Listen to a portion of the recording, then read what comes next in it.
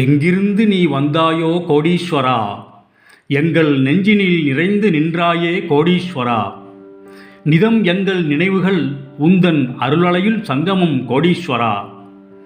இது எங்கள் ஆன்ம கீதம் அன்பே கோடீஸ்வரா.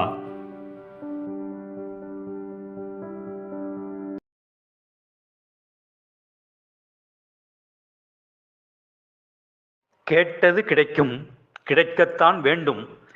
இதுதான் பிரபஞ்ச நியதி, பிரபஞ்ச கட்டாயம், பிரபஞ்ச சட்டம். அதாவது கேட்டா கிடைச்சிருமா அப்படின்னு கேட்டிங்கன்னா கிடைக்கும்.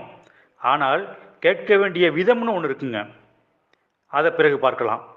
முதல்ல ஒரு இயற்கை சட்டம் ஒன்று, அது உங்களுக்கு சில பேருக்கு தெரிஞ்சிருக்கலாம், சில பேருக்கு தெரியாமல் இருக்கலாம். அது சொல்கிறேன், பார்த்துக்குங்க. அண்டமாக உள்ள கணக்கு பகவான் பிண்டமாக உள்ள மனிதன் கேட்டால் அவர் கொடுக்கத்தான் வேண்டும்.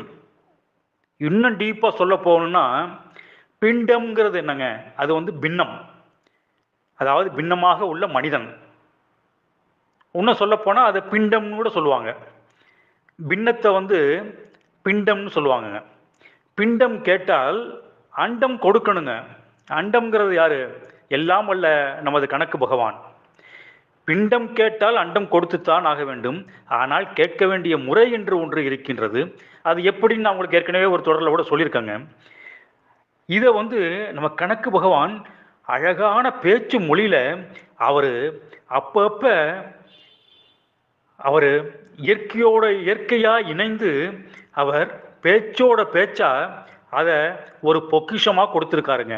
அதெல்லாம் நினைக்க நினைக்க நாம் இன்பத்தின் உச்சிக்கே போகிறோங்க. இன்னொன்று நல்லா நீங்கள் புரிஞ்சுக்குங்க. ஒரு பிரார்த்தனை அப்படிங்கிறப்ப அது திருப்பி திருப்பி சொல்கிறது ஒரு முக்கியமான பிரார்த்தனைங்க. கணக்கு பகவான்கிட்ட நம்ம கோரிக்கையை, நான் ஏற்கனவே சொல்லியிருக்கேன் பார்த்தீங்களா, உங்கள் கோரிக்கையெல்லாம் எழுதி வச்சு அதை 9 முறை ரிப்பீட் பண்ணுங்க அப்படின்னு சொல்கிறேன் பார்த்தீங்களா. அதை நீங்கள் சாதாரணமாக நினைக்க வேண்டாம். அதாவது ரிப்பீட் பண்ணுறது, திருப்பி திருப்பி சொல்லுவது என்பது அது ஒரு கற்பனையாக இருந்தாலும் கூட அந்த கற்பனை அந்த திருப்பி திருப்பி சொல்கிறப்ப அது நமது ஆழ் மனத்தோட கலந்து அந்த ஆழ் மனத்துக்கும் கணக்கு பகவானுக்கு சம்பந்தம் இருக்குங்க. அதாவது நமது பிண்டம் என்ற ஆழ் மனத்துடன் அண்டம் என்ற, அதாவது பிரபஞ்சம் என்ற கணக்கு பகவானுக்கு சம்பந்தம் இருக்குங்க. நீங்க ஒரு கோரிக்கையை திருப்பி திருப்பி சொல்றப்ப அது உங்களை அறியாம ஆழ்மனத்துல பதிஞ்சு அந்த ஆழ்மனத்துக்கும் கணக்கு பகவானுக்கும் உள்ள டைரக்ட் கனெக்ஷன் எப்பயுமே இருக்குங்க. நீங்க உங்க வெளிமனத்துல தான் நமக்கும் கணக்கு பகவானுக்கும் உள்ள கனெக்ஷன் கம்மியா இருக்கு. நீங்க வெளிமனத்திலேருந்து இந்த ரிப்பீட் பண்ணி பிரார்த்தனையை திருப்பி திருப்பி சொல்லி உள்மனத்துக்கு ஆழ்மனம்னு ஒன்று இருக்குங்க. அதை நீங்க ஆழ்மனம்னா என்னன்ட்டு நீங்க சிந்திக்க வேண்டிய அவசியம் இல்லை. நீங்க உங்களை மறந்து நீங்க ஆட்டோமேட்டிக்கா நீங்க பிரார்த்தனையில அந்த ரிப்பீட் பண்றப்ப நீங்க ஆழ்மனத்துக்கு போயிடுவீங்க. ஒரு 9 முறை சொல்றப்ப ஒரு 4வது முறையிலேயே நீங்க ஆழ்மனத்துக்கு போயிடுவீங்க.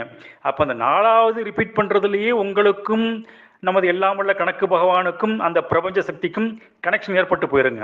அப்ப இந்த பிண்டமாக உள்ள நம்ம கேட்டா அந்த அண்டமாக உள்ள கணக்கு பகவான் கொடுத்து தாங்க ஆகணும். நான் உங்களுக்கு இதை பற்றி விளக்கமா சொல்றேங்க. அவரோட அந்த அந்த அருமையான வசனங்களையும் சொல்றேங்க. நீங்க எல்லோரும் இதை பார்க்குறவங்க எல்லோரும் உங்கள்கிட்ட நான் ரொம்ப அன்பா கேட்டுக்கிறேன்.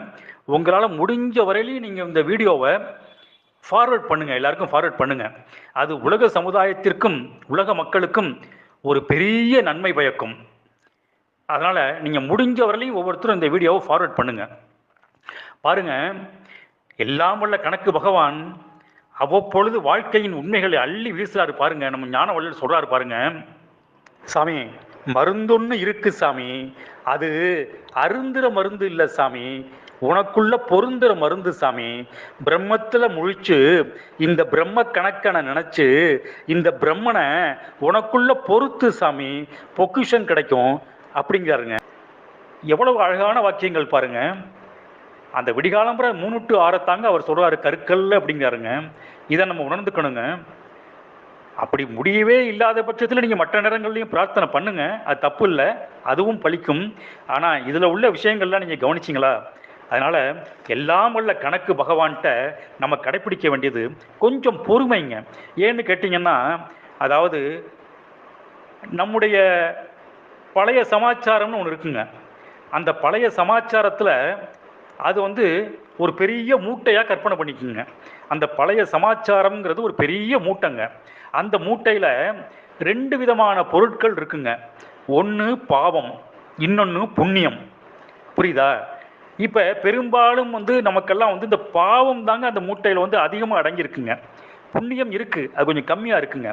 அப்போ அந்த பாவத்தை அவர் கம்மி பண்ணுறாருங்க. அந்த பாவ மூட்டையை அவர் கம்மி பண்ணுறாருங்க.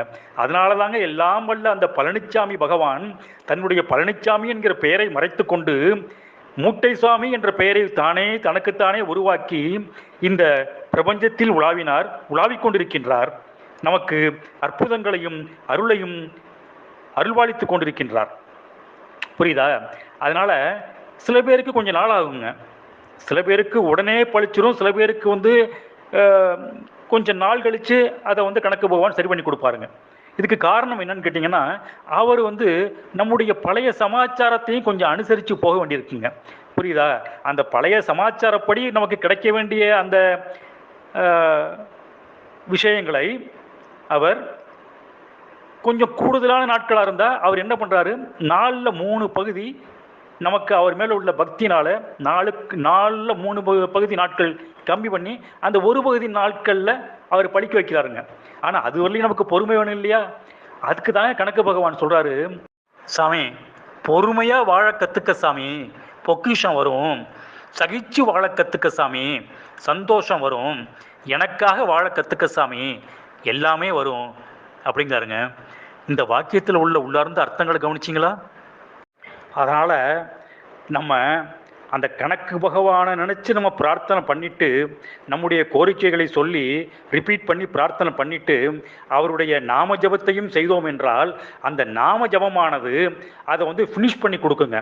நம்முடைய பிரார்த்தனைகளை எல்லாம் அவர் செவிமடுத்தாலும் கூட அந்த பிரார்த்தனை என்ற ஒரு பிரபஞ்ச கோரிக்கை முடிந்தவுடன் நம்ம அவரோட பேரை நம்ம எப்படி சொல்லி கூப்பிடுறோமோ அதை நாம ஜபமும் ஒரு 2-3 நிமிஷம் பண்ணுறப்ப அது இன்னும் அந்த பூஸ்டர் இன்னொரு பூஸ்டராக ஒர்க் அவுட் ஆகுதுங்க. புரியுதா? அதனால் இப்போ நம்ம புரிஞ்சிக்க வேண்டியது என்னன்னு கேட்டிங்கன்னா, அந்த பிரம்ம முகூர்த்த பிரார்த்தனைங்க. புரியுதா? 3லேருந்து 6 மணிக்குள்ளே, விடிகாலம்புற 3லேருந்து 6 மணிக்குள்ளே பண்ணுற அந்த பிரம்ம முகூர்த்த பிரார்த்தனை அது ஒன்றுங்க. 2வது அந்த பிரார்த்தனை முடிஞ்ச உடனே நாம ஜபமுங்க. இந்த 2ம் சேர்ந்து கணக்கன்பட்டியார் மூலமாக நமது வாழ்க்கை வெற்றியின் சிகரத்தை எட்டும். இதில் சிறிது மையம் இல்லை. மறுபடியும் சந்திப்போம். ஆத்ம நன்றி.